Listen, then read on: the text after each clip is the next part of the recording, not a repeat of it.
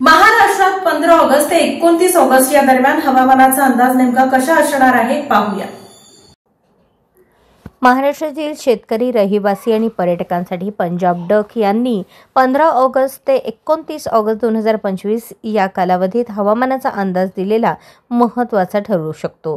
त्यांच्या अंदाजानुसार या काळात राज्यातील विविध भागांमध्ये जोरदार पावसाची शक्यता आहे। पंजाब डक यांच्या अंदाजानुसार 14, 15 आणि 16 ऑगस्ट रोजी महाराष्ट्रातील सर्व विभागात जोरदार पाऊस पडेल। पुणे, पूर्व विभाग, पश्चिम विदर्भ, दक्षिण महाराष्ट्र, उत्तर महाराष्ट्र, कोकण आणि खानदेश या सर्व भागांमध्ये पावसाचे वातावरण राहणार आहे। उत्तर महाराष्ट्रातील नंदुरबार, धुळे, जळगाव आणि नाशिक जिल्ह्यात मोठा पाऊस पडण्याची शक्यता आहे।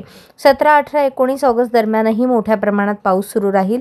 ज्या भागात आतापर्यंत कमी पाऊस पडला आहे तिथेही पावसाची शक्यता आहे। पंजाब डक यांच्या अंदाजानुसार 21 ऑगस्टपर्यंत पावसाचे वातावरण कायम राहील।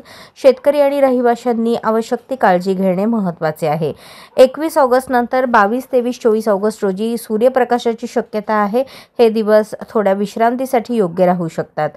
पंजाब डक यांच्या अंदाजानुसार 26, 27, 28 आणि 29 ऑगस्ट दरम्यान महाराष्ट्रात पुन्हा एकदा पावसाचे वातावरण निर्माण होईल। त्यामुळे शेतकरी, रहिवासी आणि प्रवाशांनी या काळातही काळजी घेणे आवश्यक आहे।